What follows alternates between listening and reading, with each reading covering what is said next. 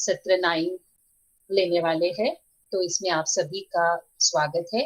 And now I will request Cyrus ji to continue. Thank you. Jai Baba.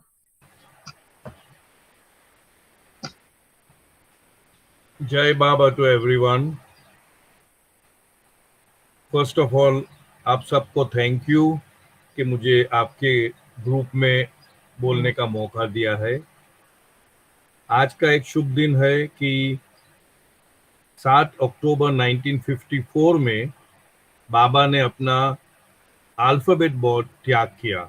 He discarded the use of alphabet board from this day. तो इसका महत्व है। Second important thing is के आज ही के दिन 2003 में हमारे बाल नातू जी बाबा के पास गए और बाबा ने एक टाइम बताया था कि उनका लास्ट लाइफ है, उनको मोक्ष मिलेगा, मुक्ति मिलेगा। तो आज का दिन ये महत्व का है। अब आई वुड रिक्वेस्ट सौम्या कि वो पढ़ेगी और बीच में जहां जहां एक्सप्लेनेशन की आवश्यकता है वहां पे मैं एक्सप्लेन करूंगा। अगर बीच में कोई भी चीज आपको किसी को भी अगर नहीं समझ में आती है या और समझना चाहते हैं तो प्लीज फील फ्री हाथ ऊपर करके, डिजिटल हाथ ऊपर करके, तो तुरंत वहीं पे मैं रोक दूंगा और आपका जो भी प्रश्न है उसका उत्तर देने की प्रयत्न करूंगा। एक दो चीज पता नहीं है स्टार्टिंग के पहले, दैट इज के ये जो किताब लिखी गई थी वो बहुत 1926-27 में, उसके बाद में बाबा ने बहुत सारा परिवर्तन किया है शब्दों का इस्तेमाल करने में। तो हम देखेंगे जैसे हम पढ़ेंगे तो ये एक तरीके का रफ वर्क है जो फाइनली फेयर हो गया गॉड स्पीक्स में। तो इसमें कोई कोई चीजें ऐसी है जो हमें लगेगा कि भाई वो विपरीत है अकॉर्डिंग टू जो बाबा ने बाद में बताया, लेकिन वो विपरीत नहीं है। वो एक स्टॉक इन प्रोसेस बोलते हैं ना, वो वर्क इन प्रोसेस बोलते हैं, तो वो प्रोसेसिंग में जा रही है। तो शायद आपको लगेगा बाबा यहाँ पे कुछ और बोलते हैं और गॉड स्पीक्स या अन्य दूसरे डिस्कोर्सेस में कुछ और ही बोलते हैं, तो कोई उसमें अलगता नहीं है, सिर्फ प्रोसेस में वो है। तो इसका that is one important thing. दूसरी इम्पोर्टेंट चीज ये है कि पहली बात तो मेरी हिंदी इतनी शुद्ध नहीं है, जहां जहां पहले से ही क्षमा मांगता हूं अगर मेरा कुछ उल्टा सीधा ग्रामेटिकल या जेंडर के लिए कुछ आगे पीछे हो गया तो प्लीज समझ लेना मैं क्या कहना चाहता हूं। और ये मेरी जैसे मेरी एक आदत है कि जो भी मैं इंटरप्रिटेशन दूंगा उसका अर्थ निकालूंगा वो मेरी ही सीमित बुद्धि के अनुसार रहेगा, यानी कि कोई और बुद्धिमान होगा तो वो अपनी तरह से वो समझा सकेगा, इंटरप्रेट कर सकेगा। So having said this, I would now request Saumya to just read, और जहां जहां मुझे लगता है हमें एक्सप्लेनेशन की आवश्यकता है तो वहां मैं एक्सप्लेन करूंगा। Page 74. Mehrabad, Thursday, 24th June 1926. Over the 19-day period since the last Tiffin lecture, Meher Baba had given to the Mandali many talks, some of which divulged esoteric information on the spiritual hierarchy and circles of the Sadguru. तो बाबा ने कोई spiritual subjects, ये 19 दिन का जो period था last tiffin lecture और ये टिफिन लेक्चर में, उसमें बाबा ने समझाया था, लेकिन एडिटर लिखता है कि वो सब हमने इंक्लूड नहीं किया है ये टिफिन लेक्चर में। None of these were included by the editor-compiler in Tiffin lectures, however. But at this Thursday afternoon tea talk at Kaka Shahane's house, तो ये सब जो बात होती थी टी टाइम पे वो काका शहाने के घर में होती थी। Baba discoursed on spiritual subjects again, specifically on the mind, intellect, and ego in the various samadhis and states experienced by different types of spiritually advanced persons. Editors. यानी इस चैप्टर के अंदर मन क्या चीज है, इंटेलेक्ट यानी अकल क्या चीज है, और ईगो अहंकार क्या चीज है उसके बारे में बाबा समझाते हैं, और अलग अलग किस्म की समाधि जो एडवांस्ड स्पिरिचुअल योगीज जो रीच करते हैं उसके बारे में ये चैप्टर में बाबा ने समझाया है। Chapter this will take it little later. ये जो अभी जो चार्ट जो है वो बाद में हम लोग लेंगे, पहले थोड़ा पढ़ लेंगे तो इजीली अंडरस्टैंडेबल होएगा। The different states of the mind, body, and intellect. Intellect is there is. That's okay. Footnote. No, that's okay. The mind is what in Gujarati we call man. Gujarati में माइंड को मन कहते हैं, मन। The intellect is what in Gujarati we call buddhi. Intellect जो है उसको बुद्धि कहते हैं। And the intellect, akla, is higher than the mind and much beyond it. यानी एक तो मन होता है और एक बुद्धि होती है। मन और अक्ल को बाबा ने सेपरेट किया है इस चैप्टर में। अगर हम गॉड स्पीक्स पढ़ेंगे तो 5th and the 6th planes of consciousness जो है, 5वीं भूमिका और 6ठी भूमिका, उसमें मनोभूमिका करके बताया है, और उसी में उन्होंने 2 पार्ट किए हैं, एक है थिंकिंग और एक है फीलिंग। लेकिन यहाँ पे बाबा ने डिस्टिंक्ट किया है, मन अलग है, अक्ल अलग है। वो क्या चीज है बाद में हम समझाएंगे। समाधि। अभी समाधि पे आते, कितनी तरह की समाधि होती है? There are 3 kinds of samadhis: Raj Yoga Samadhi, Savikalpa Samadhi, and Nirvikalpa Samadhi. 3 किस्म की समाधि होते हैं। जो योग से हम समाधि प्राप्त करते हैं, वो हम समाधि के स्थल पे पहुंच जाते हैं जहां मन बिल्कुल बंद हो जाता है टेम्पररीली, और जब इस समाधि से नीचे उतरते हैं तो वापस हमारे संस्कार चालू हो जाते हैं। वो योग समाधि होती है। सविकल्प समाधि है, वो कंप्लीट समाधि नहीं है, उसमें कोई ना कोई शक, शंका, डाउट वगैरह रहते हैं, नॉट सर्टन। और निर्विकल्प समाधि जो है वो दैट इज द रियल समाधि, वो अल्टीमेट समाधि है।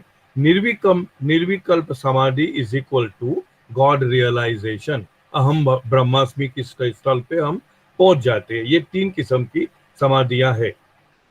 Number 1, in Raj Yoga Samadhi, one experiences the stopped mind state, but has not yet gone beyond the intellect as one does in the state of realization. जब realisation होता है तभी सब कुछ त्याग हो जाता है, कुछ भी नहीं, ना मन रहता है, ना शरीर रहता है, ना हमारी अक्ल रहती है, यानी कि इंटेलेक्ट रहता है। आई एम गॉड स्टेट को हम रीच करते हैं।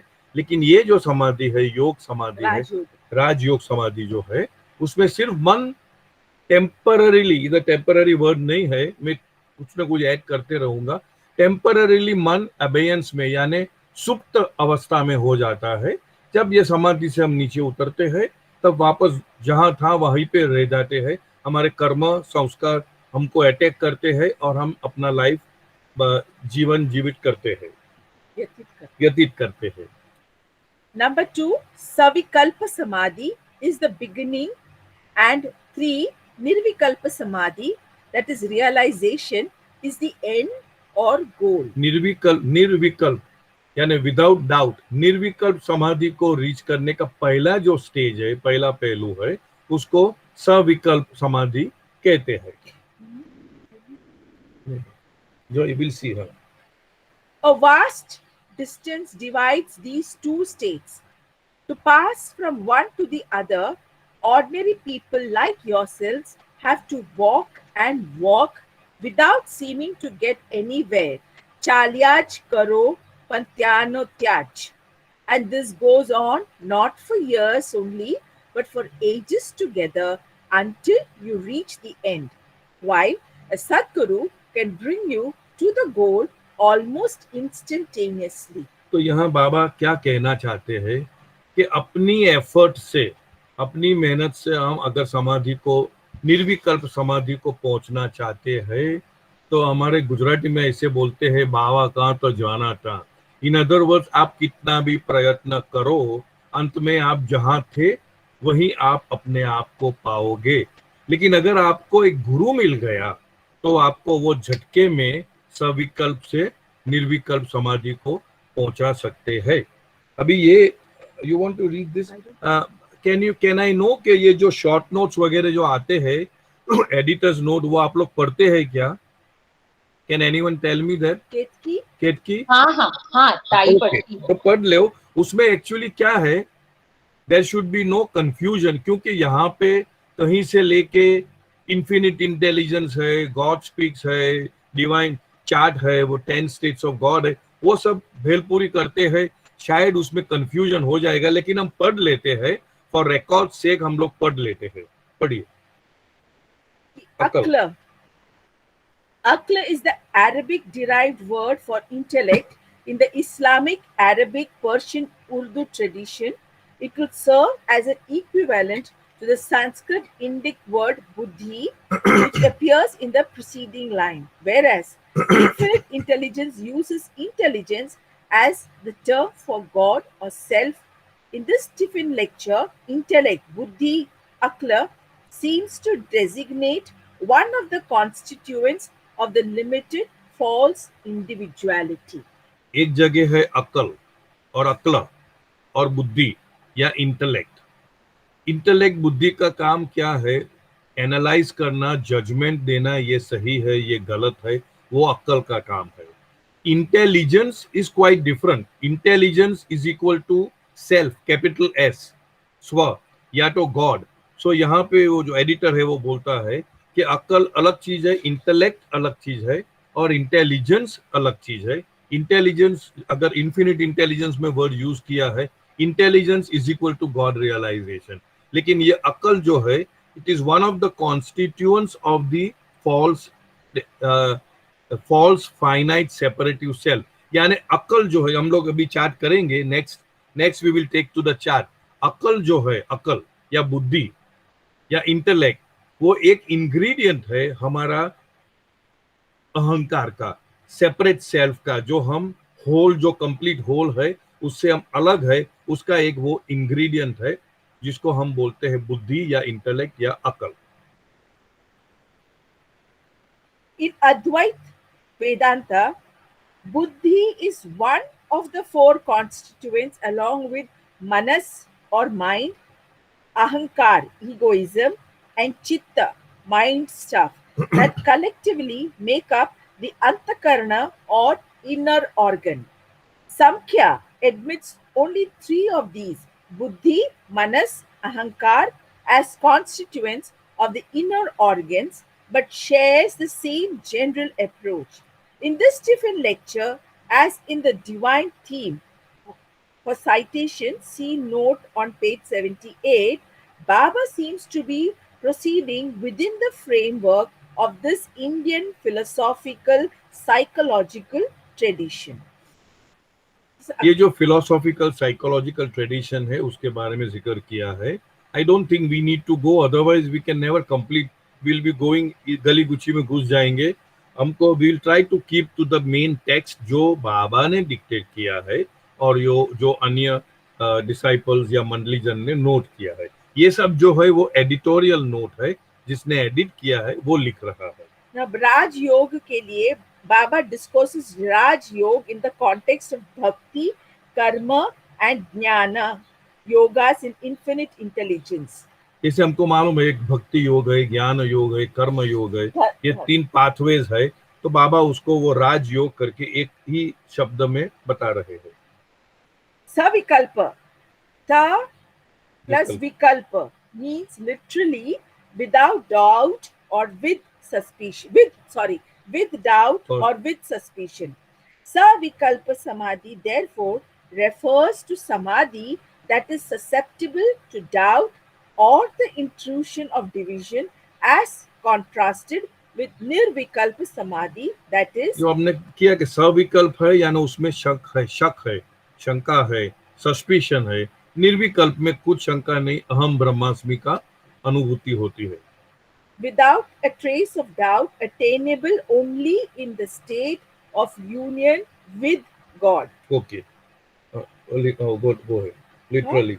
And chalyaj karo par tyana tyaj, हाँ. literally this Gujarati expression means you keep on walking but you remain there only. In other words, you make all the efforts but ultimately English में इसका मतलब ये होता है कि आप कितना भी कष्ट उठाओ, कितना भी आप एफर्ट करो, कितना भी आप मेहनत करो, आप जहां है वहीं पे रहेंगे, क्योंकि आपको गुरु की आवश्यकता जरूर है। गुरु रहेगा तो आपको शॉर्टकट में जल्दी गा देगा। So now this is over. Figure 6, can I have figure 6 on the screen please? Sure. Thank you.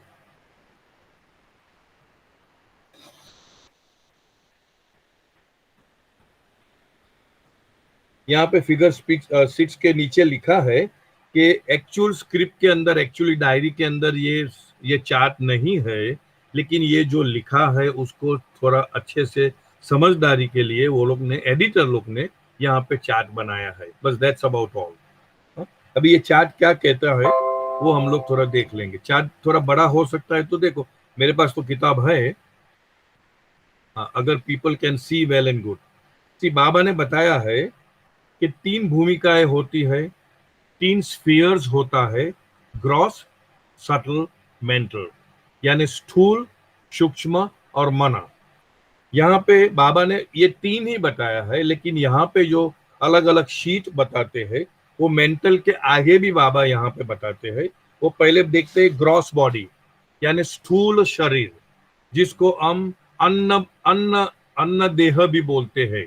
अन्न यानी जो खाना पीना किया, जो सोच किया, उसको अन्न बोलते हैं। तो दैट इज द स्थूल शरीर, वो सबसे आउटर कवरिंग है। उसके अंदर है सूक्ष्म शरीर, यानी कि सटल बॉडी, सूक्ष्म शरीर।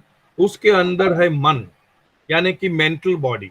अभी बाबा ने जो 6 प्लेन्स ऑफ कॉन्शियसनेस बताया है, उसमें पहले से लेके फर्स्ट प्लेन से लेके 4th प्लेन तक सूक्ष्म भूमिका का है, और 5वां और 6ठा प्लेन जो है वो मनोभूमिका का है, और 7वां है that is the truth, that is reality, सत्य। अभी मन तक आ गया, उसके बाद इंटेलेक्ट है। इंटेलेक्ट को यहाँ पे बताया है बुद्धि या तो अक्ल। एक मिनट, अभी ये मन और अक्ल में क्या फर्क है जो बाबा ने इसमें बताया है, आगे चल के उस बाबा ने वो बताया नहीं है। मन जो है, एक मिनट, मन जो है ना, कोई आवाज आ रहा है।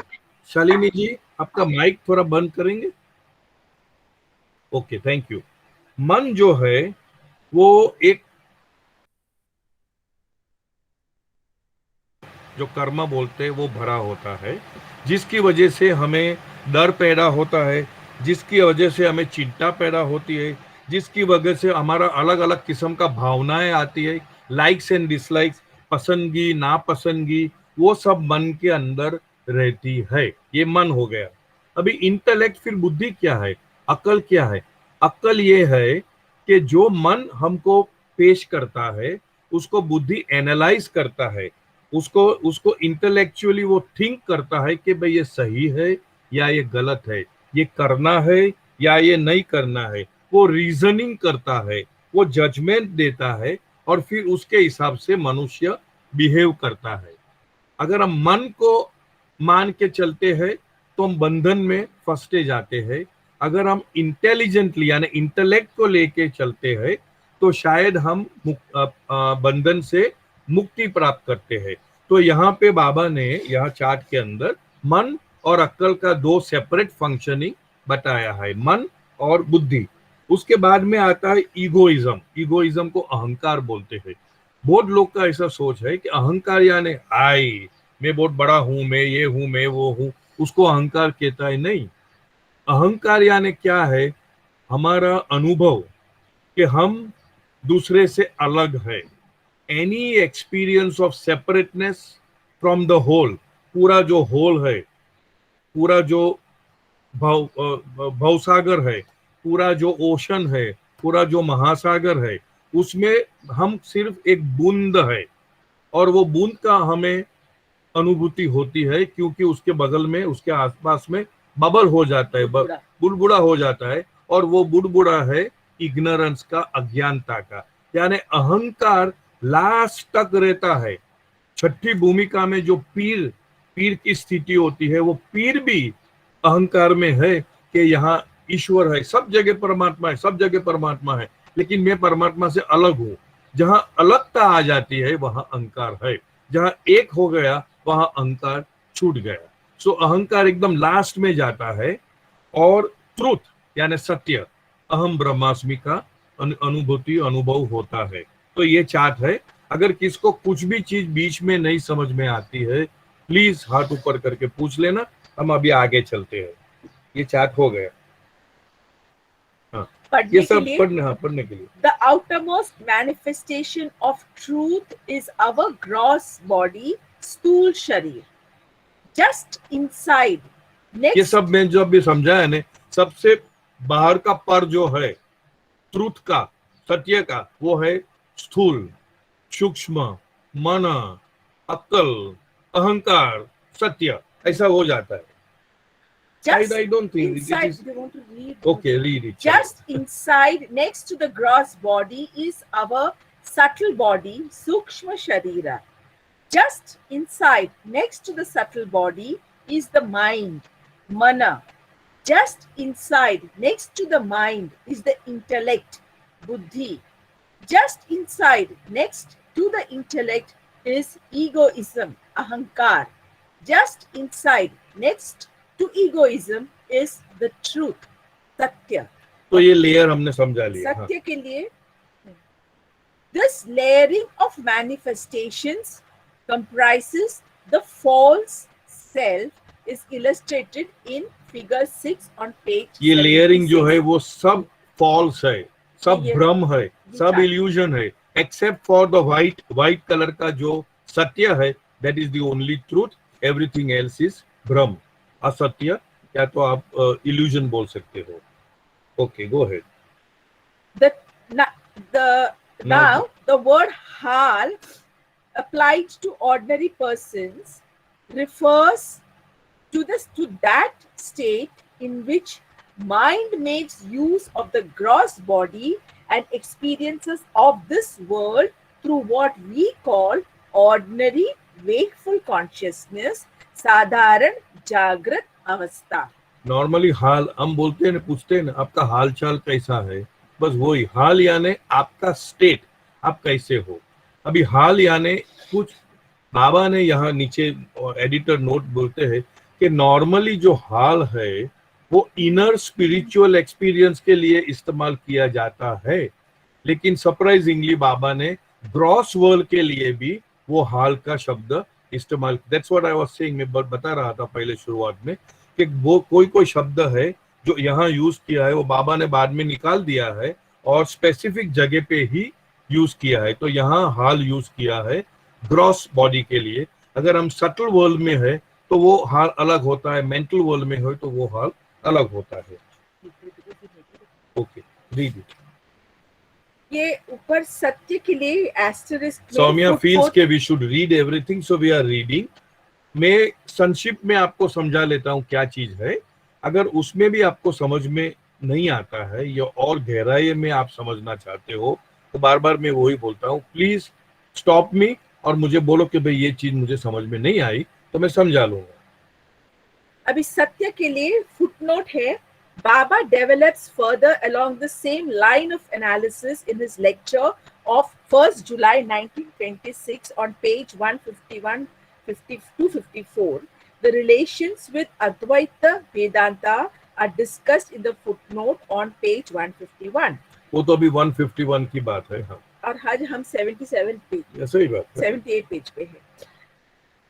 The sequence of layers here is generally comparable in its form with that in Infinite Intelligence, page 79. यानी इन्फिनिट इंटेलिजेंस में भी ऐसे लेयर बनाए गए हैं, more or less comparable है, आप कंपेयर कर सकते हो। A closer and more significant relationship, however, can be found with Meher Baba's presentation in the Divine Theme, Evolution, Reincarnation and Realization, originally published in 1943 and republished in a second edition in 2011, Hyderabad, India, Meher Maunwani. See especially chart 2.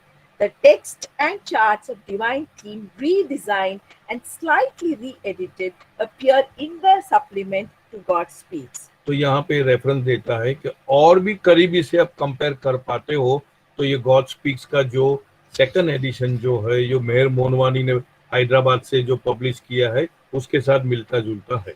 And abhi this ji, slide ji. appear in the supplement in God Speaks. See especially chart 10 in Meher Baba's God Speaks, opposite page मैंने मेहर कृपा को 226. वही बोला कि ये किताब ऐसी है कि इट्स अ स्टडी मटेरियल, ऐसे पढ़ के नहीं चल सकता। It is like a PhD जो हम लोग करते हैं, डॉक्टरेट करते हैं, ऐसा है। सब साथ में रख के हम लोग करें तो एक दिन में शायद आधा चैप्टर भी हो सके, नहीं भी हो सके, ऐसा है। But anyway, since you have started और उन्होंने बताया, मुझे रिक्वेस्ट किया ये चैप्टर थोड़ा भारी है, can you take it up, हम बोला जरूर लेंगे करके। So will proceed with that. Abhi, the word hal, footnote, in Sufi usage, hal usually refers to higher states in the planes of consciousness. Higher state को हाल बोलते हैं, पर God यहाँ पे ग्रॉस में यूज कर दिया। हाँ। Speaks, God Speaks discusses it extensively in this sense. See particularly page 248 to 249 of God Speaks. Yet, it can designate any kind of inner state. Here, Baba apparently uses it to mean the state of consciousness of ordinary, gross conscious persons, a highly atypical usage. Atypical usage, typical कभी भी ऐसा ऐसा बाबा कभी normal जो gross world के है उसके लिए वो हाल कभी यूज नहीं करते, लेकिन ये अटिपिकल माने ये नॉर्मल नहीं है, abnormal use of the word haal, ऐसा। Now, experiences of the planes, footnote, infinite intelligence explains in many places that ordinary gross conscious persons experience through the medium of the subtle body when they are dreaming, whereas yogis, that is advanced souls, experience the planes through the subtle body in full wakefulness. तो ये समझने की चीज है, हमारा gross स्थूल शरीर है, सूक्ष्म शरीर है और मनो शरीर है, मन। अभी सूक्ष्म जैसे स्थूल शरीर के 5 इंद्रियां है, वैसे ही सूक्ष्म शरीर की भी इंद्रियां होती है, जो हम स्वप्न की अवस्था में अनकॉन्शियसली यानी नॉट नोइंग कि कैसे हम लोग यूज करते हैं, हम उसका इस्तेमाल करते हैं, लेकिन हम वो उस समय स्वप्न की अवस्था में है। लेकिन यही इंद्रियां, सटल इंद्रियां, जब योगी या एडवांस सोल यूज करते हैं तो वो कॉन्शियस हालत में यानी अपनी फुल कॉन्शियसनेस, वेकफुलनेस से वो यूज करते। तो ये फर्क है कि हम भी हमारी जो सूक्ष्म इंद्रियां हैं उसका इस्तेमाल करते हैं, लेकिन वो स्वप्न की अवस्था में करते हैं। और योगी जो है, जो एडवांस योगीज है और संत पुरुष है, वो वही इंद्रिया का इस्तेमाल करते हैं, लेकिन वेकफुलनेस में जागृत अवस्था में करते हैं। करेक्ट। और उसके बाद एक और फुटनोट है, if the mind is subtle conscious, वहां के लिए here and through much of this lecture, Baba uses the word subtle as he did in Infinite Intelligence to refer to the entire inner world of the 6 planes of consciousness. यहाँ जो सूक्ष्म का जो इस्तेमाल किया है शब्दों, वो बाबा ने इस समय, जैसे हम बोलते हैं ना माली के 2 जहां, तो 2 जहां यानी outer world and inner world. Outer world यानी बाहर की जो मैनिफेस्टेड ग्रॉस वर्ल्ड जो है, स्थूल जगत है वो, और इनर वर्ल्ड जो है, अंदर का जो है वो इनर वर्ल्ड यानी सब, first plane, second plane, third plane, fourth plane, fifth plane और 6th प्लेन, उसको एक में ही लॉट कर दिया है। लेकिन आगे चल के बाबा ने 1 से 4 को सूक्ष्म बोला है और 5 और 6 को मन बोला है, मन भूमिका बोला है। तो यहाँ एडिटर बोलते हैं कि सटल का मतलब ये 6 प्लेन इस समय में 1926-27 में बाबा ने क्लब करके बताया है। इन्फिनिट इंटेलिजेंस भी उसी समय का है ना, इसलिए बाद में धीरे धीरे बाबा ने जैसे उसको पॉलिश किया बोल सकते हैं, उसको और आई वुड से इम्प्रूवमेंट करके रिफाइन करके आगे, and final product is God speaks. Yoga. That subtle state of mind is of 2 types, one higher and one lower. In the higher subtle state, one enjoys consciously the experience of the planes, while in the lower subtle state, one experiences dream subconsciously. जब ये जैसे मैंने बताया कि सूक्ष्म भूमिका का, सूक्ष्म इंद्रियों का दो किस्म के लोग इस्तेमाल करते हैं। एक जो योगी है वो भान पूर्वक अवेक स्टेट में करते हैं, उसको हायर बोलते हैं। और एक हम जैसे है जो योगी नहीं है, जो ऑर्डिनरी ग्रॉस वर्ल्ड के मनुष्य है, जो स्वप्न की अवस्था में जाते हैं, तभी हम सूक्ष्म भूमिका का या सूक्ष्म इंद्रियों का इस्तेमाल करते हैं सबकॉन्शियसली, विदाउट रियलाइजिंग कि हम स्वप्न देखते हैं, कैसे देखते हैं हमको मालूम नहीं, लेकिन देखते हैं। सेम थिंग योगी भान पूर्वक अवेक अवस्था में, जागृत अवस्था में वो लोग यूज करते हैं। But when mind, as in sound sleep, is unconscious of both the gross and the subtle, then it has entered into either the very lowest state or the very highest, as shown in figure 7 on the next page. Figure 7 मिलेगा next page का, अगर निकाला है तो। हाँ, अभी यहाँ बाबा एक तो बताया सूक्ष्म भूमिका का, आपको समझ में आ गया। अभी हम कहते हैं कि पूरा साउंड स्लीप स्टेट, गहरी नींद, जहां पर हमें भान ही नहीं है कि हम है, you know, I am there but I am not conscious that I am there, वो अवस्था अगेन दो किस्म की होती है। एक एकदम हाईएस्ट होती है और एक एकदम लोएस्ट होती है। हाईएस्ट स्टेट में क्या होता है, जो लोग ने अहम ब्रह्मास्मि या अनल हक या सोहम या आई एम गॉड स्टेट या गॉड रियलाइजेशन या सेल्फ रियलाइजेशन की अनुभूति की है, वो अपने अनकॉन्शियसनेस में भी कॉन्शियस रहते हैं। जैसे बाबा ने बहुत टाइम बताया है कि आई नेवर बिकम अनकॉन्शियस, वो गहरी नींद में भी रहते हैं तो वहीं पे भी वो उसकी जो कॉन्शियसनेस है वो रहती है। वो एक हाईएस्ट स्टेट, वो हाईएस्ट स्टेट है। और लोएस्ट स्टेट जैसे हम जब भी हम साउंड स्लीप स्टेट या डीप स्लीप स्टेट में जाते हैं, तब हम पूरा भान खो देते हैं, हम है उसका ही भान नहीं रहता है। तो बाबा ने जैसे सूक्ष्म भूमिका के लिए बताया, वैसे ही बाबा ने साउंड स्लीप स्टेट के लिए बताया कि वो भी दो किस्म की है, एक एकदम हाईएस्ट है और एक एकदम लोएस्ट है। Now let me see the, देखो ऊपर है वेकफुल साउंड स्लीप स्टेट, यानी गहरी नींद में भी जागृत रहना। वो एक तरह का इंग्लिश में डाइकोटोमी बोलते हैं, two opposite things, totally diametrically opposite है, लेकिन दे आर को एग्जिस्टिंग, यानी कि ये दोनों भी सच है। यानी गहरी नींद में जागृत रहना, वो गॉड रियलाइजेशन, और गहरी नींद में अनकॉन्शियस हो जाना, वो हमारी नींद है। तो ये दो बाबा ने बताया है, higher consciousness, lower consciousness. Okay,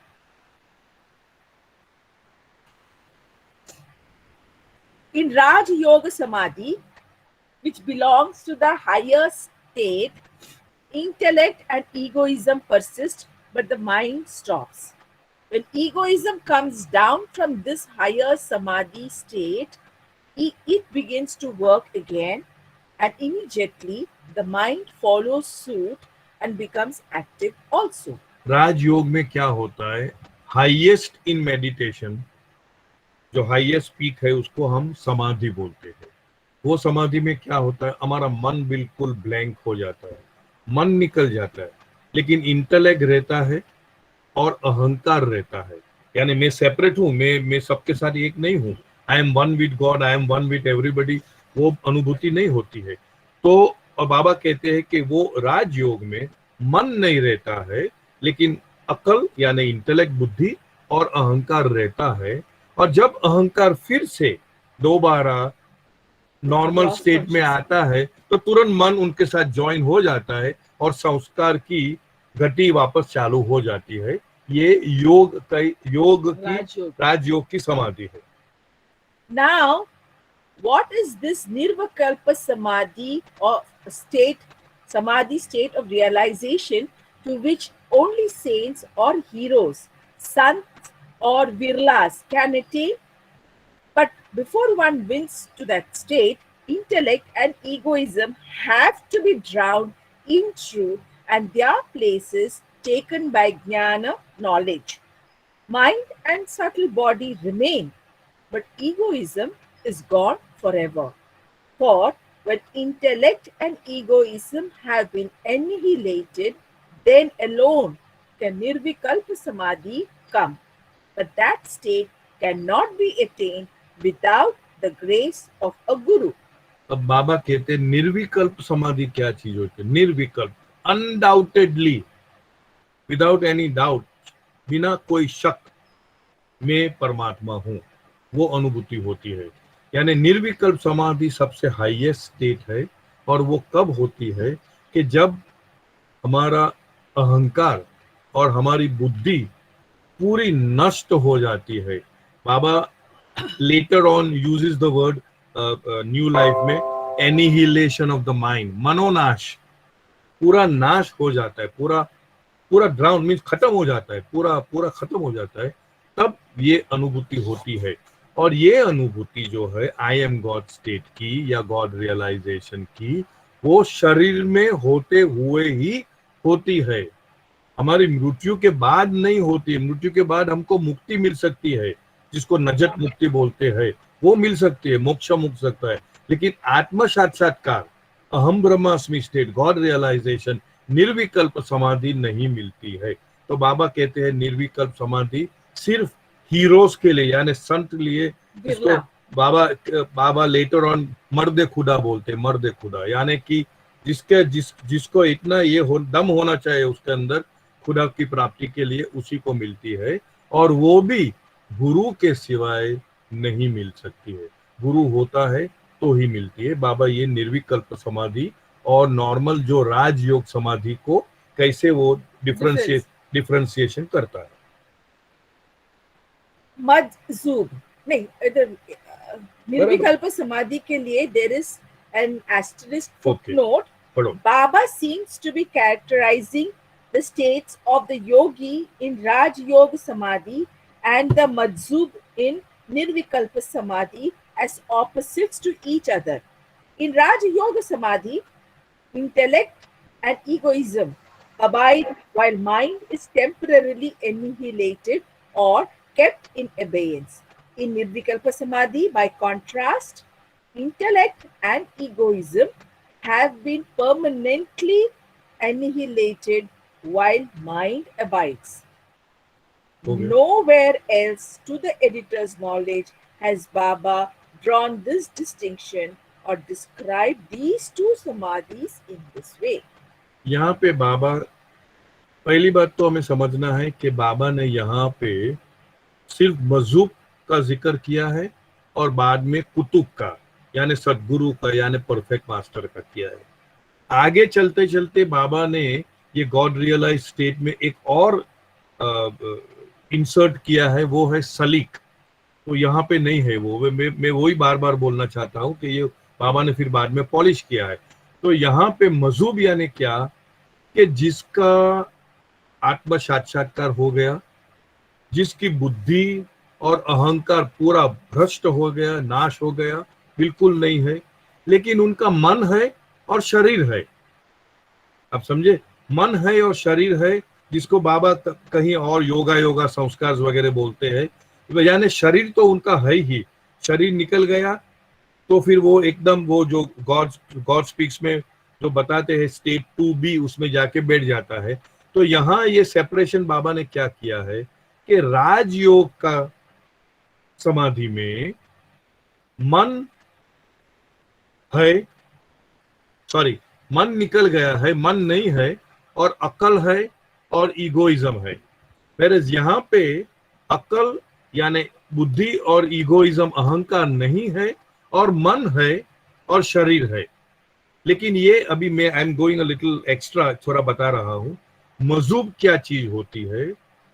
जो व्यक्ति ने आत्म साक्षात्कार प्राप्त किया, अहम ब्रह्मास्मि, आई एम गॉड स्टेट प्राप्त किया, लेकिन वो उनको खुद का शरीर के बारे में या खुद की सृष्टि के बारे में, ये सब सृष्टि के बारे में बिल्कुल भी भान नहीं है। सिर्फ एक ही भान है, आई एम गॉड, मैं परमात्मा हूं, बस, दैट्स ऑल। ये हुआ मजूब। अब सलीक क्या होता है? सलूक को भी वही प्राप्ति हुई है अहम ब्रह्मास्मि की, अनल हक सोहम की, आई एम गॉड स्टेट की, लेकिन वो प्राप्ति करने के बावजूद उनको ये 6 प्लेन्स ऑफ कॉन्शियसनेस है, लोअर वाला 6 5 4 3 2 1 और ग्रॉस, वो कॉन्शियसनेस की भी उनको वापस प्राप्ति हुई, वो चेतना हुई उनकी। लेकिन जो मैं खुदा हूं, मैं ईश्वर हूं, मैं परमात्मा हूं, वो अनुभव रहते हुए, रखते हुए, ये सब उनको फिर से सृष्टि का, खुद का शरीर का, एनवायरमेंट का, एटमॉस्फेयर का सब भान वापस आया। तो उसको बोलते हैं सलीक, सलूकियत किस अवस्था में वो रहता है। और तीसरा है वो जो है कुतुब, या तो सदगुरु या तो परफेक्ट मास्टर, वो भी अहम ब्रह्मास्मि की स्टेट प्राप्ति हो गई उनकी, अनल हक सोहम, आई एम गॉड स्टेट हो गया। उनको भी सलीक के जैसा ही पूरा ये 6 प्लेन्स ऑफ कॉन्शियसनेस, उनका भान वापस आ गया, मैं खुदा हूं उसका भान रख के, वो छोड़ नहीं दिया, वो पकड़ता है, वो रख के है। और उसको कुछ न कुछ सृष्टि के प्रति ड्यूटीज को क्या बोलते, फर्ज दी जाती है, उसको सद्गुरु कहते हैं। और बाबा ने फरमाया है कि हर एक समय इस सृष्टि में, यानी कि अर्थ के ऊपर, धरती के ऊपर, पृथ्वी के ऊपर 5 सद्गुरु हर एक होते हैं।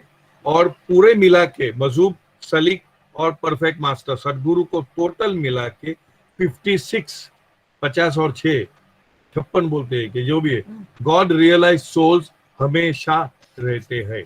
तो ये बताया नहीं यहाँ पे, पर सिर्फ मजूब के बारे में बताया और सदगुरु के बारे में बताया। तो मैं वो जो बीच का सलीक है उसके बारे में मैंने बता दिया है। आगे चलो। हाँ, कर्तव्य, ड्यूटी का मतलब है कर्तव्य।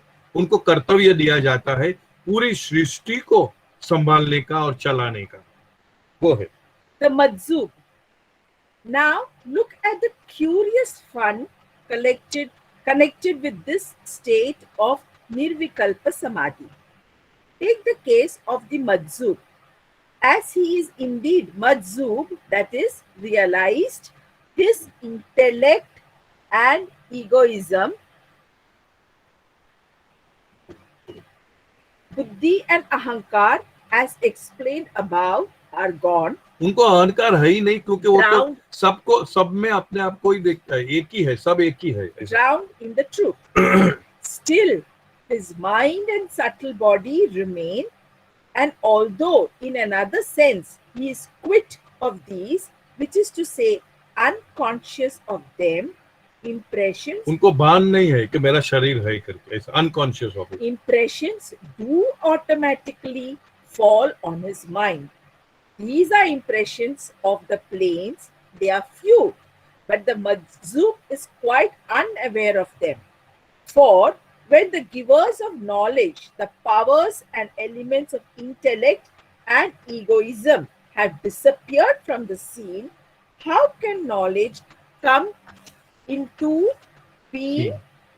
Nonetheless, mind and the subtle gross bodies abruptly begin to work, and this activity of theirs creates impressions, and it is only from these that the Majzub gains the glimpse, that is, knowledge of his own material existence.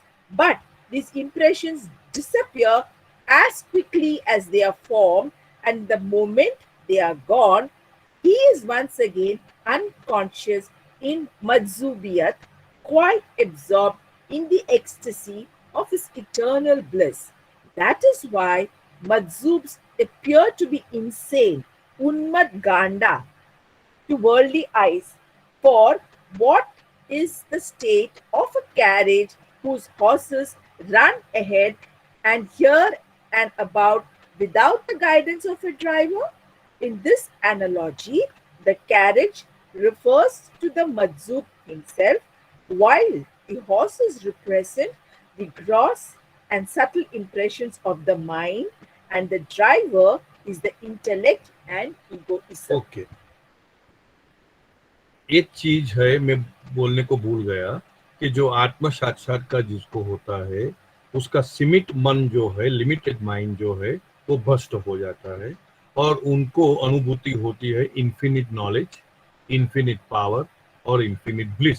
वो मैं बोलने को भूल गया, आपने कुछ पढ़ा था यहाँ पे, यानी असीमित नॉलेज, ज्ञान, पावर, शक्ति और ब्लिस, अखंड आनंद, तो इन्फिनिट अखंड आनंद, वो बाद में शायद आएगा, वो उनकी अनुभूति होती है। यहाँ पे जो कि बाबा ने डिस्टिंक्टली मजूब और सलीक के बीच में डिफरेंशिएशन नहीं बताया है, लेकिन अभी अभी जो सौम्या ने पढ़ा इस पे से मालूम पड़ता है ये जो बाबा ने यूज किया है उन्मत्त गांडा, गांडा मीन्स मैड।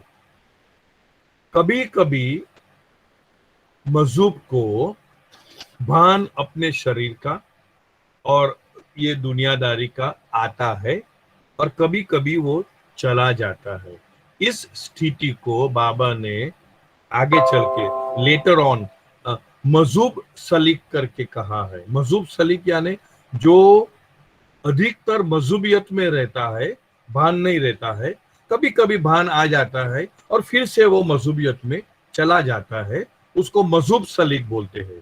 और कोई ऐसे होते हैं जो सलीक मजूब होते हैं, यानी अधिकतर उसको पूरी सारी सृष्टि का, अपने शरीर का, अपने वातावरण का, अपने एनवायरनमेंट का भान रहता है और अचानक वो गांडा के जैसा, गांडा यानी मैड, उन्मत्त, एकदम मजूब के जैसा, मजूब के जैसा उनका बिहेवियर होता है। तो हालांकि उन्होंने, बाबा ने डायरेक्टली ऐसा सेपरेशन नहीं दिया है, लेकिन ये पढ़ने के बाद ऐसा लगता है ग्रेजुअली ही इज डेवलपिंग कि भाई ये जो मजूबियत की स्टेट है वो फुल्ली कॉम्पैक्ट मजूबियत नहीं है, कभी कभी मजूब सलीक, कभी कभी सलीक मजूब होता है। और यहाँ पे बाबा ने पूरा ये दिया है कि मजूब सलीक यानी कि जैसे घोड़ा और गाड़ी होता है, तो अभी समझो गाड़ी आगे चल गई, घोड़ा ही नहीं है कुछ, तो क्या मतलब है। तो ये यहाँ पे बाबा बताता है कैरेज को गाड़ी बोलते हैं, घोड़ा और गाड़ी। हाँ, what is the state of a carriage where whose horses run ahead here and there without the guidance of a driver। अगर वो घोड़ा गाड़ी चलाने वाला ही नहीं होता है तो वो घोड़े का और गाड़ी का क्या हालत होता है, वैसे ही मजूब का हालत है। यहाँ पे बताता है दिस एनालॉजी यानी एग्जाम्पल जो है वो कैरेज का refers to मजूब himself, while the horse represents the gross and the subtle impressions of the mind and the driver is the intellect and the egoism। जब भी इंटेलेक्ट और इगोइज्म नहीं रहता है उनके अंदर तो यहाँ वहां गाड़ी चलती है। जब भी बुद्धि और अहंकार आ जाता है तभी वापस वो स्टेबल हो जाता है। यानी कहने का मतलब ये है सिंपल भाषा में कि आत्म साक्षात्कार के बाद 3 अवस्थाएं रहती है, एक मजूब, एक सलीक और एक सद्गुरु। जैसे मैंने बताया मजूब को अपना भान नहीं रहता है लेकिन वो है। और ये जो संस्कार की बातें बाबा ने की है यहाँ पे कि उनको संस्कार they are all non binding संस्कार। सबको, मजूब को, सलीक को और कुतुब को, संस्कार खाली काम चलाने के लिए संस्कार है। वो लोग खाते हैं, हमको लगता है खाते हैं अपनी ये हेल्थ के लिए नहीं, वो काम शरीर और अपनी आत्मा साथ में रहे उसके लिए खाते हैं। वैसे ही ये जो कर्म होता है वो उनके ऊपर कर्म का बंधन नहीं होता है। वो कुछ भी करे या कुछ भी नहीं करे तो कर्म का उनके ऊपर बंधन नहीं होता है, क्योंकि कर्म बंधन सिर्फ इसको होता है, जिन लोग को होता है कि जो अभी भी भास में, इल्यूजन में, ड्युअलिटी में, डुई में फंसे हुए हैं। ये तो यूनिटी में चले गया, अद्वैत में चले गया, वननेस में चले गए, तो उनको कोई भी किस्म का नियम बंधन में नहीं डाल सकती है। आगे चलो। Key to figure 7.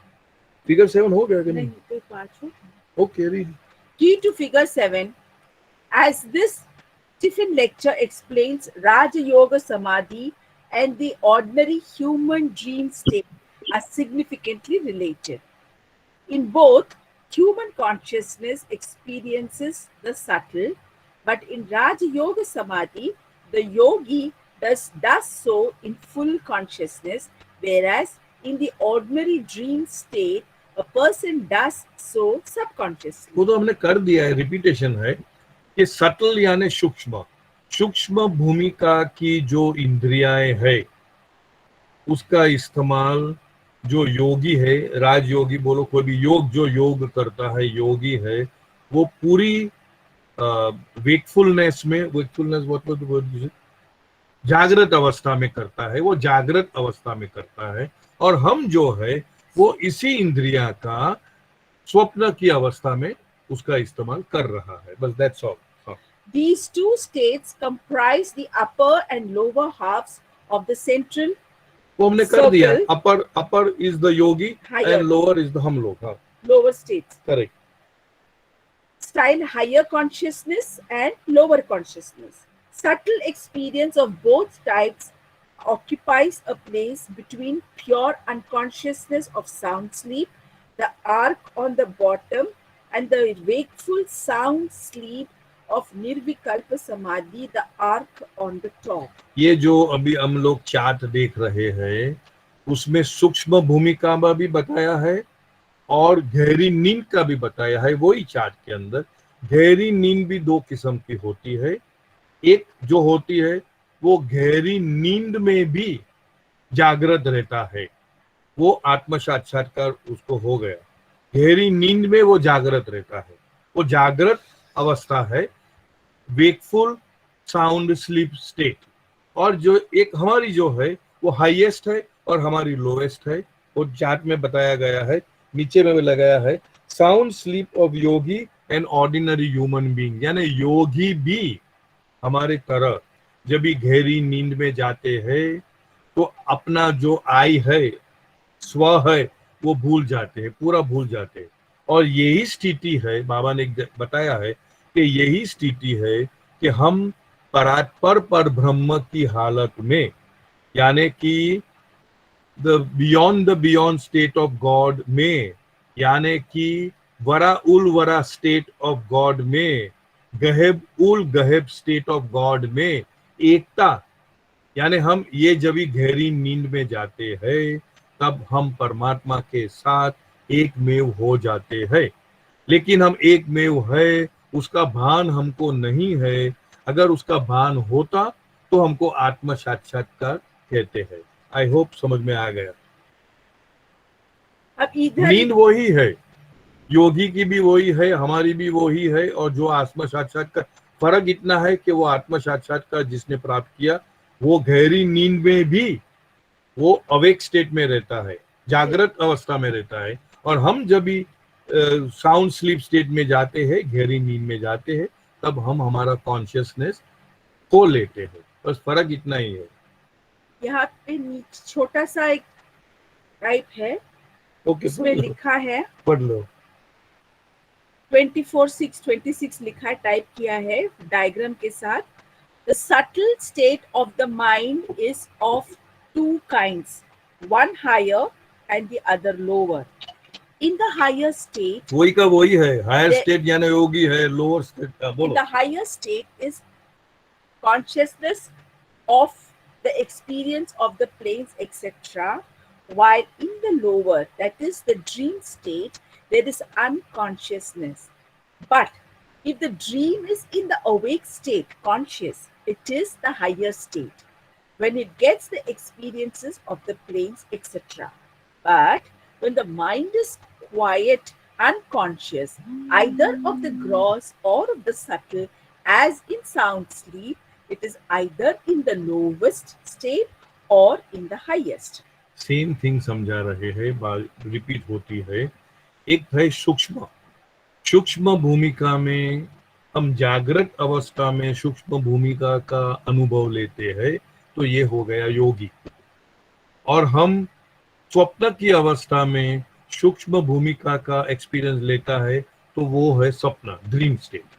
Similarly sound sleep state, गहरी नींद यानी ड्रीम स्टेट नहीं, जहां मैं हूं लेकिन मैं हूं उसका भान नहीं है, गहरी नींद, that is the sound sleep state. Similarly sound sleep state में भी दो अवस्था रहती है, एक हाईएस्ट जिसको हम आत्म साक्षात्कार के होते, awake sound sleep state wakefulness होता है, और एक हमारा जैसा होता है कि जैसे हम गहरी नींद में गए, हम हमारी जो कॉन्शियसनेस है, चेतना है, वो खो बैठते हैं।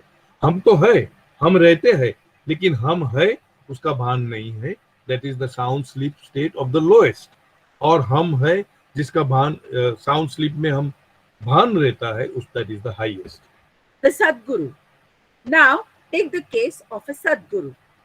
The gross and the subtle and all else are active in him, even though his intellect and egoism are both submerged in the truth, and once submerged, they are gone forever. सदगुरु का हमने समझाया कि actually उनको सिर्फ अनुभव है I am God state का, मैं परमात्मा हूँ, लेकिन ग्रॉस बॉडी है, सटल भी है, मन भी है, सब है, अहंकार नहीं है। उसी वो अपने आप को सब में एक ही देखता, अपने आप को ही देखता है।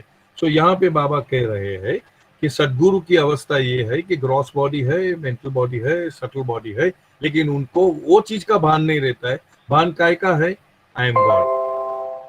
The Sadguru nonetheless retains his gross and subtle bodies, but as he is now God realized and one with the truth, that very truth brings with it that sublime knowledge, bliss and power, jnana, anand and shakti, which destiny has reserved only to the true heroes, Birla, which is to say, realized ones.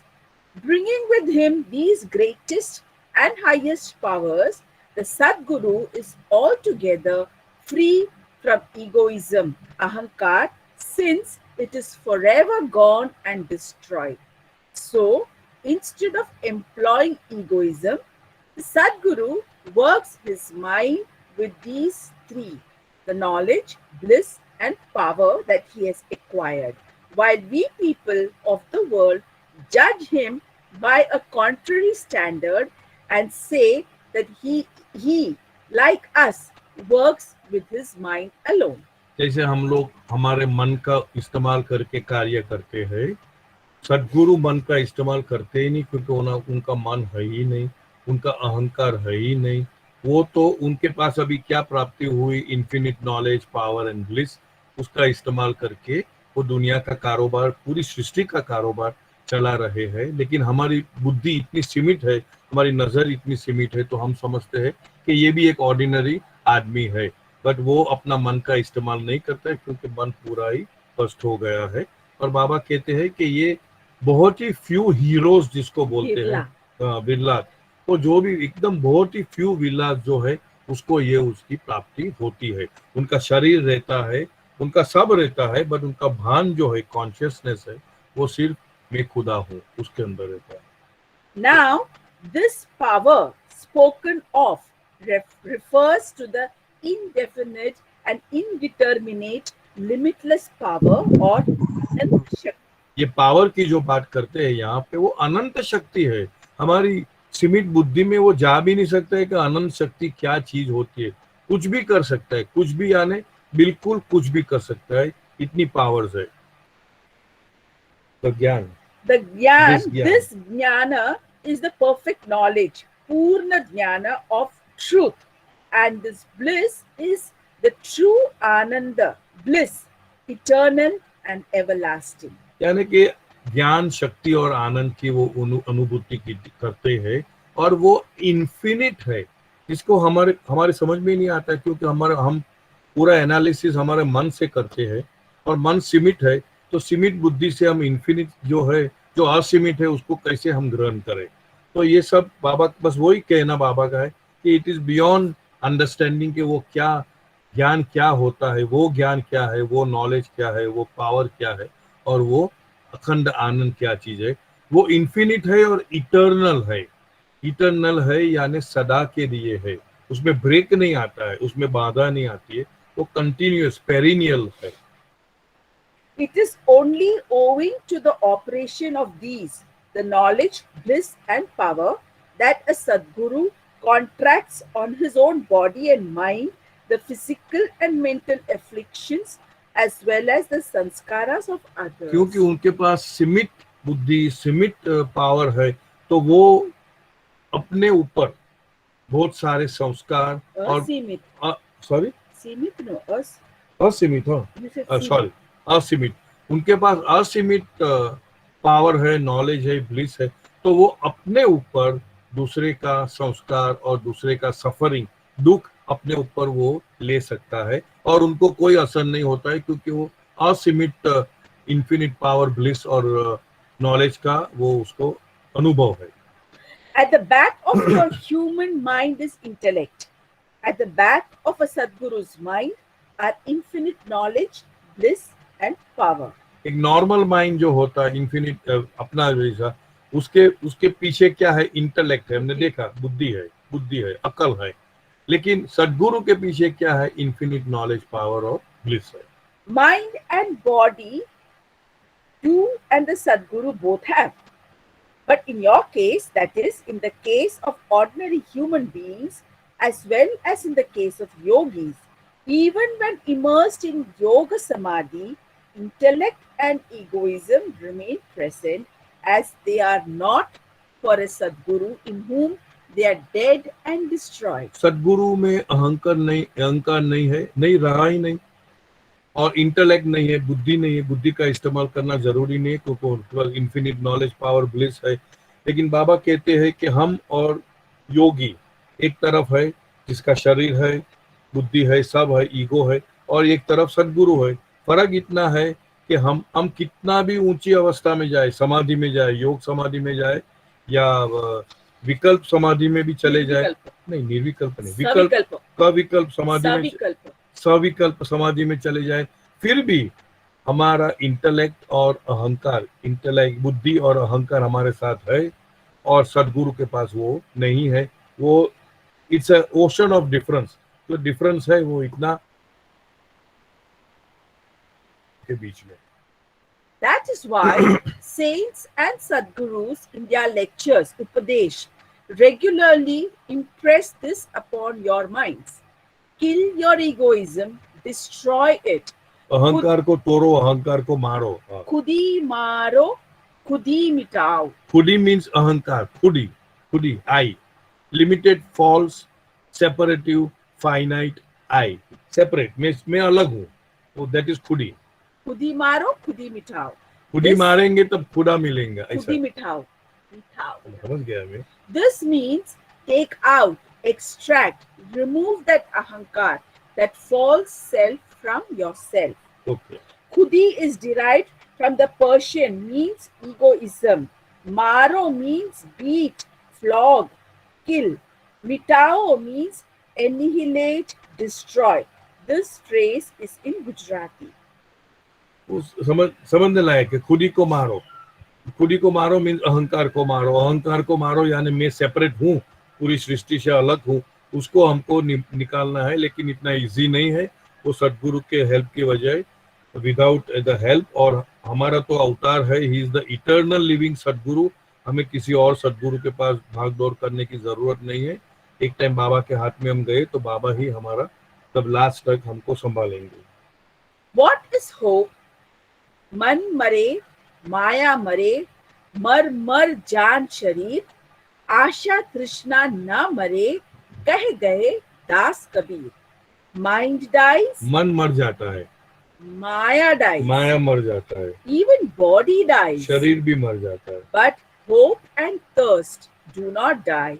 Thus says Kabir the slave. यानी कहने का मतलब ये कबीरदास जी का ये है कि हमारी जो डिजायर्स जो है, हमारी जो आशाएं है, अपेक्षाएं है, क्रेविंग्स है, वो नहीं मरता है। हमारा मन मर जाता है, शरीर मर जाता है, सब, लेकिन वो क्रेविंग्स जो है, जो संस्कार है, वही हमें बार बार खींच के दोबारा हमको पुनर्जन्म लेना पड़ता है। इसकी वजह से आशा is bringing us back.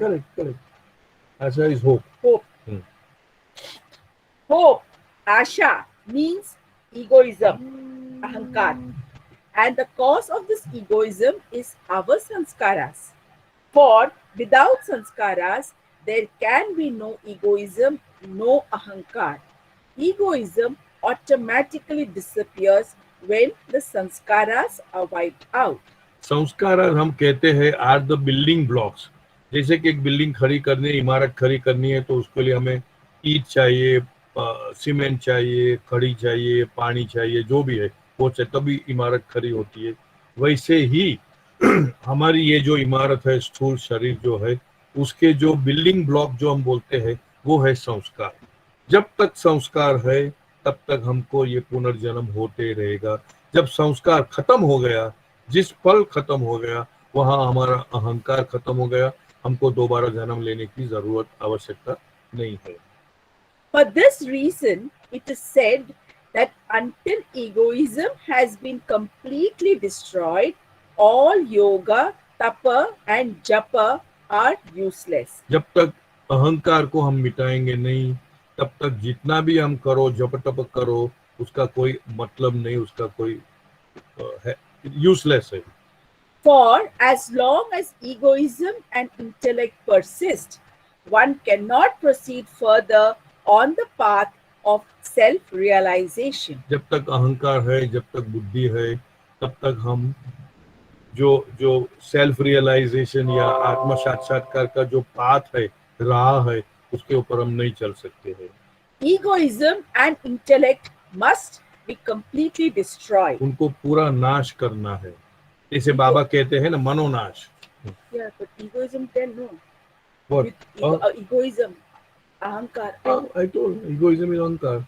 अहंकार is not just as I said proud, pride, मैं बहुत प्राउड हूँ कि मैं फलाना फलाना हूँ, वो खाली अहंकार नहीं है। अहंकार यानी कोई भी अनुभव जो हम दूसरे से सेपरेट है, वो इगोइज्म हो गया। वो मेरी समझ है, वो अहंकार है। Egoism and intellect must be completely destroyed.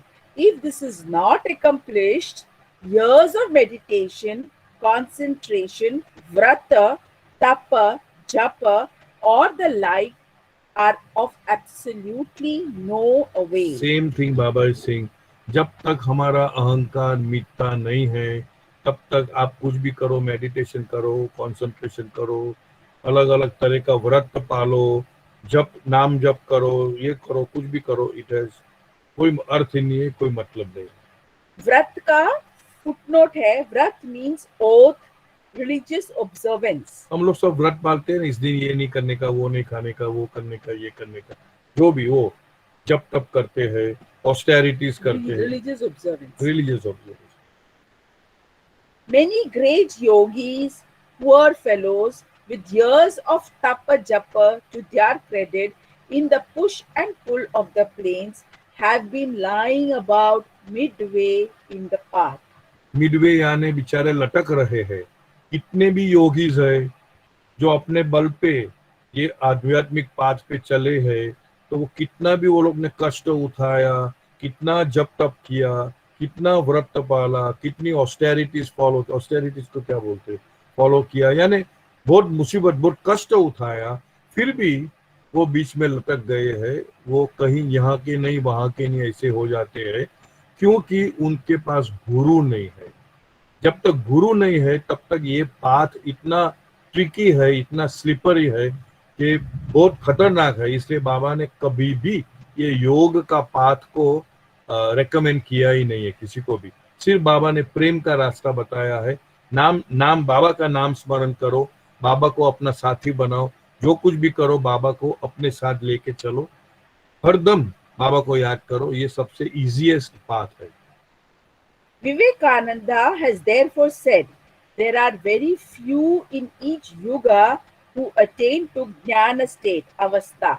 So strive on and on even unto death. Vivekananda, Vivekananda जो हम जानते हैं, he was बस footnote है, हाँ बताइए। born Narendranath Datta in 1863, Swami Vivekananda was a disciple of Ramakrishna Paramahamsa, the perfect master from Calcutta. After Ramakrishna's death in 1886, Vivekananda traveled extensively in the West and gained great celebrity there and in his native India. A brilliant thinker and dynamic speaker, Vivekananda was a great exponent of high Indian and especially Hindu Vedantic spirituality. He died in 1902. Vivekananda ji के बारे में ये footnote दिया है editor ने कि वो रामकृष्ण परमहंस का मुख्य शिष्य था और उन्होंने बहुत सारा हिंदू थॉट जो है वो वेस्टर्न कंट्रीज में उनको स्प्रेड किया। और श्योर, अरे खत्म हो गया। ऑलराइट, चलो खत्म हो गया। अगर किसी को कुछ प्रश्न पूछना है या कुछ बताना है, शेयर करना है, जो भी है, तो you are most welcome. Anybody, किसको कुछ पूछना है, बताना है, शेयर करना है? अरे मेरे कृपा, जय बाबा। जय बाबा, जय बाबा ऑल। ज्यादा एग्जैक्ट मत करना, ज्यादा एग्जैक्ट मत करो। हाँ, थैंक यू। सभी लोगों को मैं ये इसलिए जय बाबा करती और ये कह रही हूँ कि आज साइरस जी यहाँ है, तो जो भी आपके सवाल होंगे, चाहे ये टॉपिक के related not related, please come on और पूछ लीजिए। ये रेडी रेकनर सामने है। नहीं, ऐसा कुछ नहीं है। एनसाइक्लोपीडिया। जय बाबा, जय जय बाबा, जय बाबा। सब लोग बहुत होशियार है, कोई पूछने की आवश्यकता नहीं है। आपने इतना अच्छा ट्रेन करके रखा है। हाँ, चलो फिर, ओके देन। नहीं, नीलम गोयल जी पूछना चाहती हाँ जी, पूछो पूछो, प्लीज पूछो। जय बाबा। जय बाबा। जैसे जैसे बाबा ने कहा है कि इस धरती पे मतलब भारत धरती पे हमको मोक्ष मिलता है, किसी भी सोल को, चाहे वो स्पिरिचुअलिटी में हाई है तो उसे भारत की धरती पे ही जन्म लेके मोक्ष मिलता है। मेरा प्रश्न ये है कि हमको मोक्ष लेने के लिए भारत की धरती पे रहना होगा या हम किसी और कंट्री में भी हो तो आपको मोक्ष मिल जाएगा? नहीं, पहली बात तो मैंने कभी भी सुना भी नहीं है, पहली टाइम सुन रहा हूँ कि भारत धरती पे ही आपको मोक्ष मिलेगा या आत्म साक्षात्कार होएगा। ये आपने कहाँ पढ़ा है? मेरे पढ़ने में नहीं आया है। हाँ, ये मैंने बाबा की ही एक बुक थी, उसमें पढ़ा है। नहीं नहीं, ऑन अर्थ बोला है, जीवन कैसे है? नहीं पृथ्वी जीवन पे कैसे? नहीं, ऑन अर्थ में ही मिलेगा। ऑन अर्थ, पृथ्वी पे बोल, बाबा ने बताया है कि सबसे ज्यादा अधिक स्पिरिचुअलिटी में हमारी पृथ्वी है, जिसको हम अर्थ कहते हैं। यहीं पे गॉड रियलाइजेशन होता है, यहीं से हमको मुक्ति मोक्ष भी मिल सकता है। यहीं पे इनर स्पिरिचुअल पाथ, जिसको हम आध्यात्मिक राह बोलते हैं, पाथ बोलते हैं, यहीं पे है।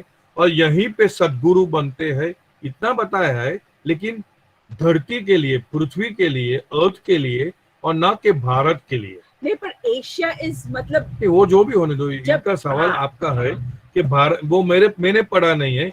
अगर कहीं पढ़ा है तो मुझे I would like to be educated, पर मुझे लगता है ये कुछ गलत सोच है कि भारत में ही मिलता है, कहीं भी और मिल सकता है। पर एशिया कॉन्टिनेंट में, हाँ, ऑल द एडवेंट्स जो है एशिया कॉन्टिनेंट में आया। अवतरण जो है एशिया कॉन्टिनेंट में हुआ, और इंडिया इज स्पेसिफिकली वो ब्लेस्ड। हाँ, ऐसा, हाँ, बट ऐसा कहीं भी लिखा मेरे पढ़ने में आया नहीं है कि भारत में से ही मिलेगा। ऐसा मैं नहीं समझता हूँ कि ये सही है। फिर भी आप देखो, अगर आपको कहीं ऑथेंटिक सॉर्स मिले तो मुझे जरूर बताना, मुझे भी जानकारी होगी, बट मुझे नहीं लगता है ये गलत है मेरे हिसाब से। ठीक है, जय बाबा। इसलिए आप फॉरेन नहीं जाते हो क्या? नहीं, मैं फॉरेन रह चुकी हूँ, मगर मेरे हस्बैंड का प्रश्न था कि नहीं हम मोक्ष लेने के लिए भारत में ही रहेंगे, तो इसलिए मैंने आपसे प्रश्न किया। नहीं, ऐसा कुछ नहीं। उनको बोलो आप फॉरेन में आराम से रहिए और बाबा का नाम स्मरण करिए, और अगर अंतिम घड़ी में बाबा का नाम लिया तो बाबा का ये प्रॉमिस है कि ही कम्स टू मी, यानी मेरे पास आ जाएगा। उसका मतलब कि उनको मोक्ष मिलेगा। मगर मैंने अपने जीवन में अनुभव किया है कि जैसे हम भारत छोड़ के किसी और कंट्री में रहते हैं तो वहाँ पे स्पिरिचुअलिटी इतनी कम है कि आपको भगवान का नाम ही नहीं स्मरण आता। इसलिए हम भारत की धरती पे, मैंने ये महसूस किया अपने जीवन में। वो अपना आपका अनुभव है। जी, क्योंकि मैं भी बहुत घुमा हूँ पूरी दुनिया में, तो मुझे ये अनुभव नहीं हुआ कि भाई बाबा का नाम नहीं आता है। ऑन द कॉन्ट्ररी ज्यादा आता है। तो ये हमें आता है, वो हम लोगों को आता है बाबा का नाम, मगर एटमॉस्फेयर नहीं है हमको ऊपर जाने के लिए। अच्छा, नहीं, पर इंडिया डेफिनेटली ब्लेस्ड बिकॉज़ अवतरण का वो एक मींस हब है, हब। पर यू कैन नॉट से अदरवाइज। जय बाबा चित्रंजन।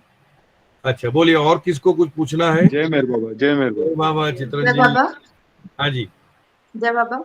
अभी Yes. आपने बताया ना, खुदा खुद ही को मारे खुदा मिले, और मतलब अहंकार का नाश करना चाहिए हम लोगों को, और जबकि ये भी बताया कि 6th प्लेन तक अहंकार रहता है, तो हम लोगों के लिए कैसे पॉसिबल है कि अहंकार को खत्म किया जाए? किस तरह देखिए, से, मतलब जी मेरा मेरा ऑनेस्ट आंसर ये रहेगा, एब्सोल्यूट प्रामाणिकता से, कि हम अपनी खुदी को अपने हाथ से नहीं मिटा सकता है कभी भी। एक बाबा ने एक उदाहरण दिया था कि एक पॉट है, घड़ा, उसके अंदर पानी है और नीचे आग लगाई गई है, उसके ऊपर एक कवरिंग, क्या बोल, लिड लगा दिया है और उसके ऊपर एक बड़ा पत्थर रख दिया है।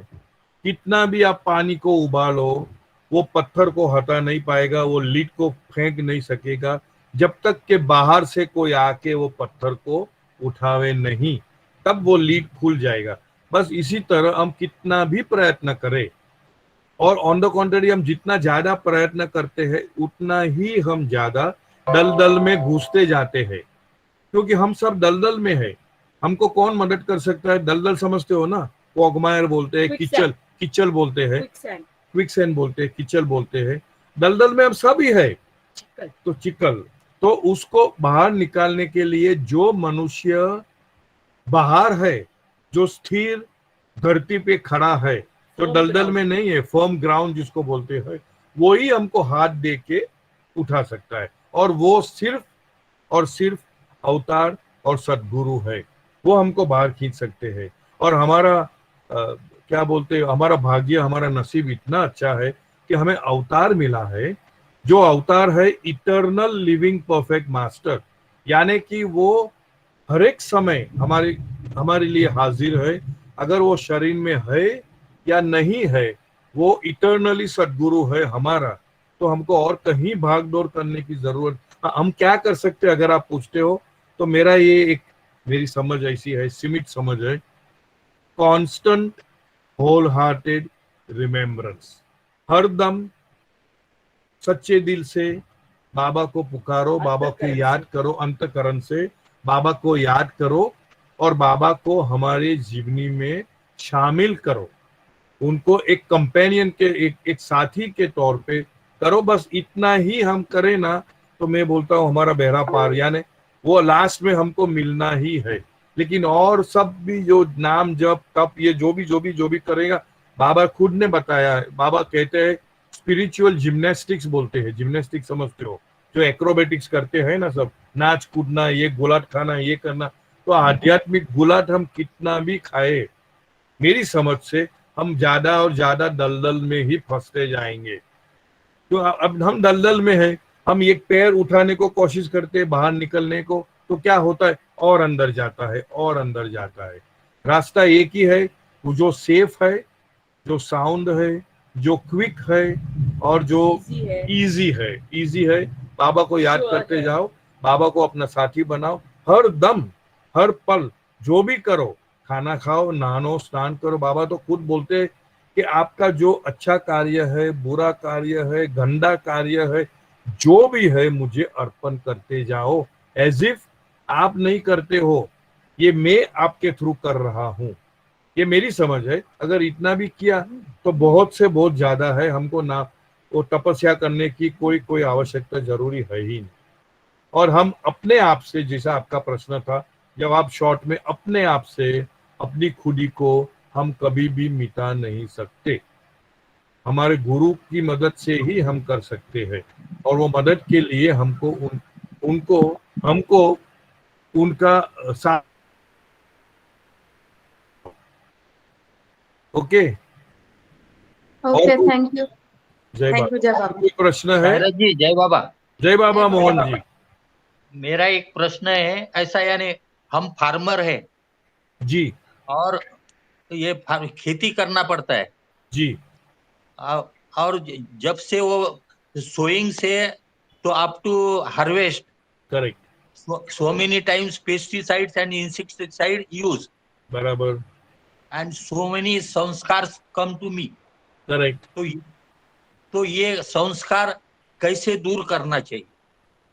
संस्कार दूर करने का बहुत कठिन है, संस्कार नहीं लगे वो बहुत इजी है। वो बाबा ने बताया है कि जो भी करते हो ऐसे ही सोचो कि ये बाबा आपके जरिए करता है। बाबा ने एक मर्तबा ऐसे ही बताया है कि जब भी आप सुबह में उठते हो, एक कुछ क्षण के लिए ऐसे ही सोचो कि ये बाबा उठा है।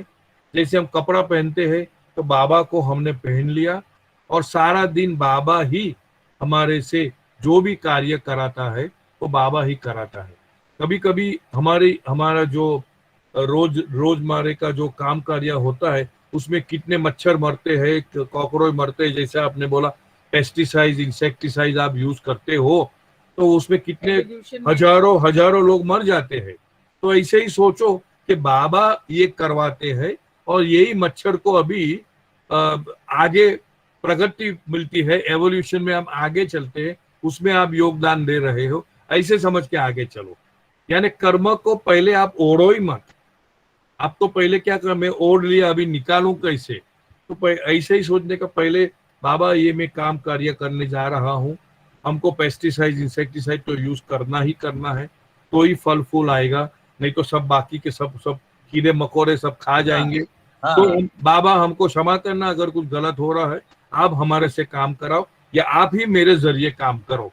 तो मेरी समझ ये है कि आपको कर्म लगेगा ही नहीं, बात खत्म। बाबा ने कहा भी है, ये बाबा ने कहा है, मेरा नाम लेके करो। बाबा ने कहा है जो भी चीज मेरे नाम से करते हैं तो उसका कर्म नहीं आता है। बाबा ने इतना भी कहा है कितना गंदा गंदा गंदा गंदा गंदा विचार आता है जो इसको हम फिल्दी वल्गर थॉट बोलते हैं, लेकिन उस समय अगर आप मेरा नाम लेते हो तो वो जो गंदगी का जो कर्म का बंधन है वो आपको नहीं लगता है। इतना स्पष्ट भाषा में बाबा ने बताया है। तो हम क्यों नहीं बाबा का नाम हरदम हर पल जारी रखे, सिंपल है। अच्छा, समझ गए पिछले साहब? जो जय बाबा। संस्कार है उसका क्या? हाँ जी, जी ये फार्मर क्या अभी पिछले 35 साल से हम खेती कर रहे, तो वो संस्कार जो बने हैं तो 35 बाबा साल का नहीं, नाम लेके कम हो जाएंगे ना? करेक्ट करेक्ट, 35 साल नहीं, 35 टाइम आपने 35 क्या 35,000 टाइम, करोड़ों टाइम आपने जन्म लिया, वो भी संस्कार तो आपके पास है ही ना। तो वो हाँ। इतना आप गिनती में मत बैठ जाओ, कैलकुलेशन में। सिर्फ इतना ही बाबा को बोलना है, जो भी है मैं है, आप मेरे है, मैं आपका हूँ, आपको जो सही लगे वो मुझे कराओ। और वो संस्कार के चक्कर में आप पढ़ो ही मत। ये बाबा है, बाबा ने बताया है एक समय कि संस्कार जो है वो एक ग्रीन को क्या बोलते हैं, हाँ। हरा हुआ घास है।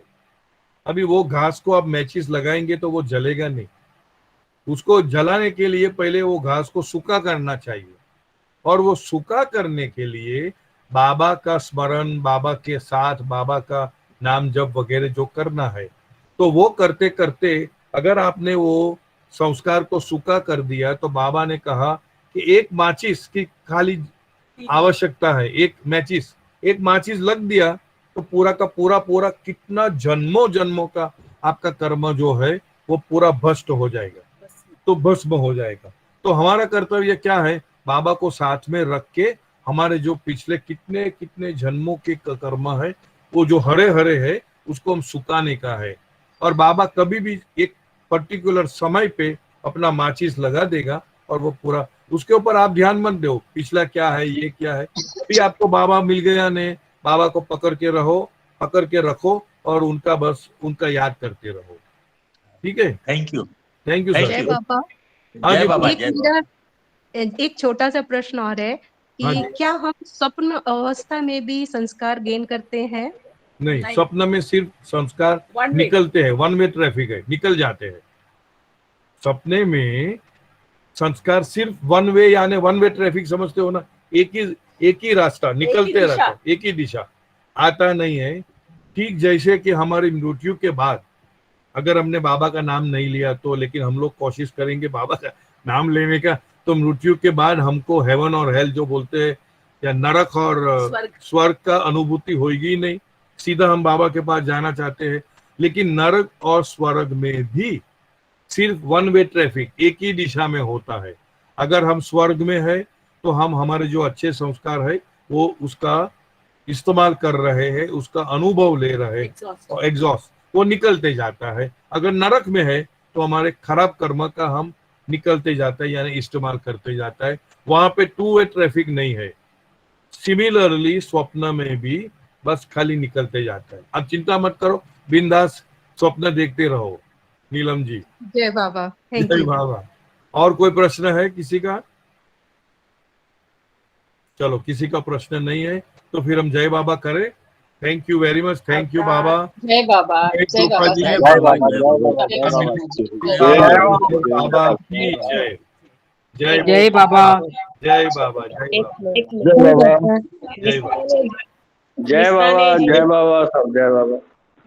निस्ताने जी का कुछ सवाल है क्या? जय बाबा अंकल, जय बाबा, सभी को जय बाबा। हाँ, केत की प्रेयर के लिए। रामरती जी को मैंने कहा है। जय बाबा रामरती जी, शुरू करिए। जय बाबा। अवतार मेहर बाबा की जय।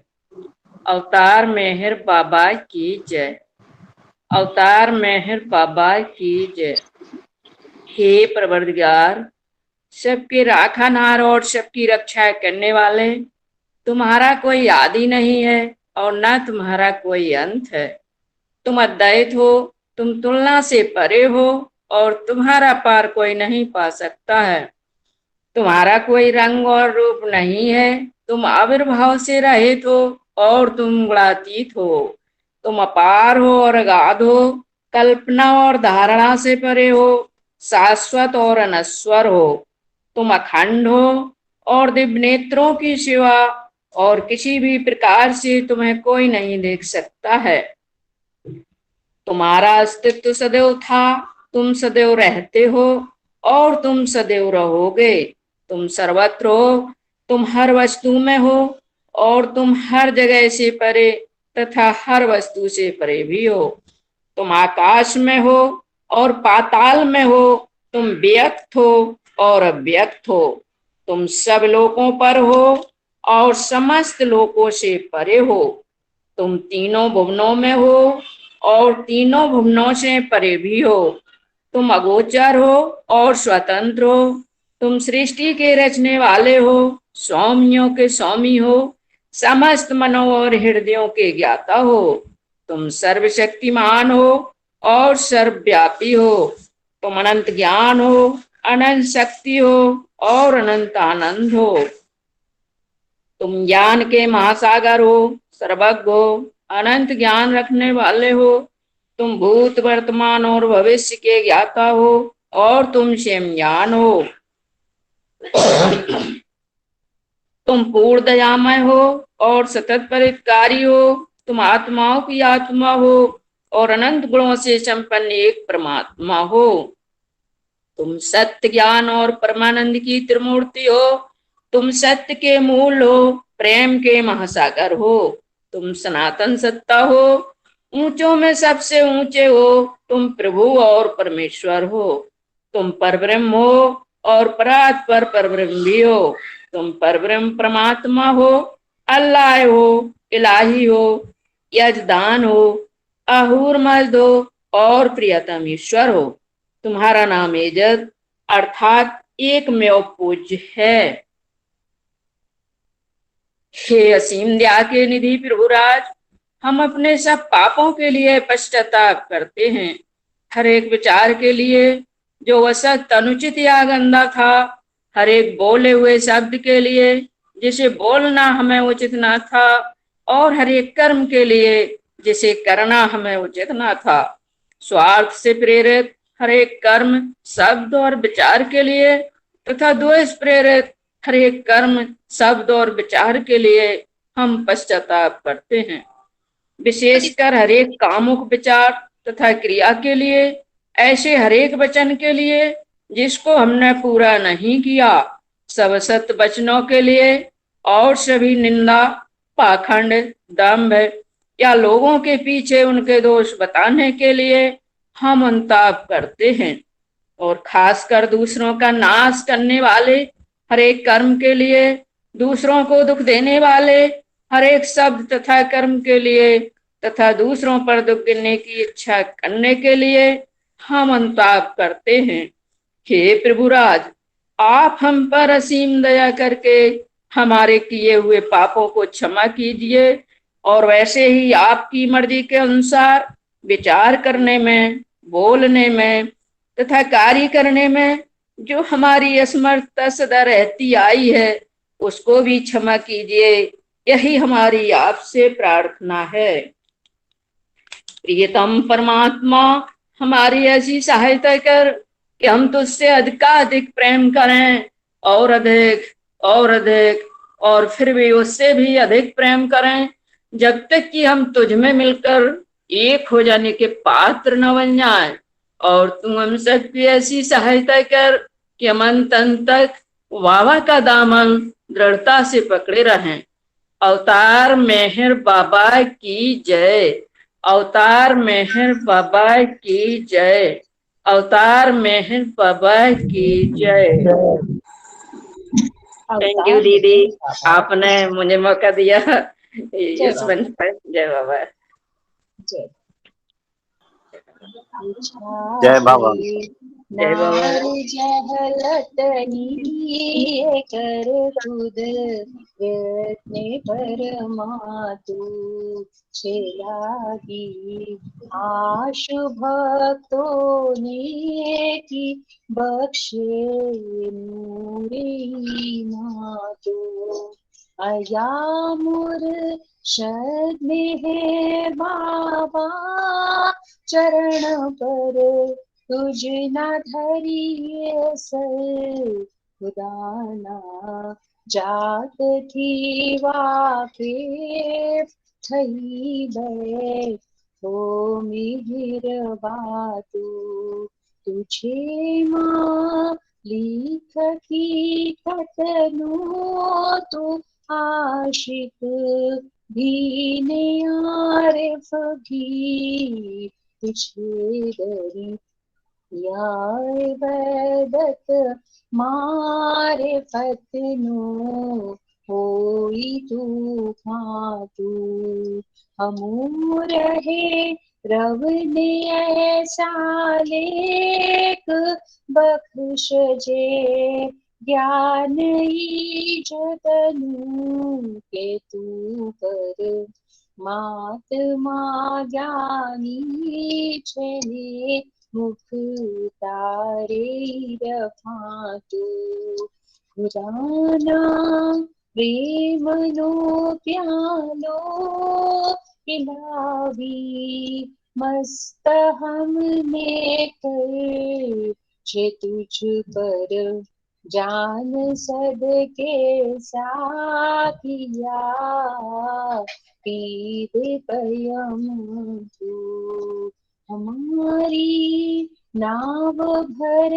दरिए करावे तो हमें करिए हमारा ना खुदाए मेहर बाबा छेनी गे है बातू हमारा ना खुदाए मेहर बाबा छीनी गे है बातू बुझावे नारी जहलतनी कर खुद रत्ने परमातु छेलागी आशु भक्तों ने की बख्शे नूरे मातु।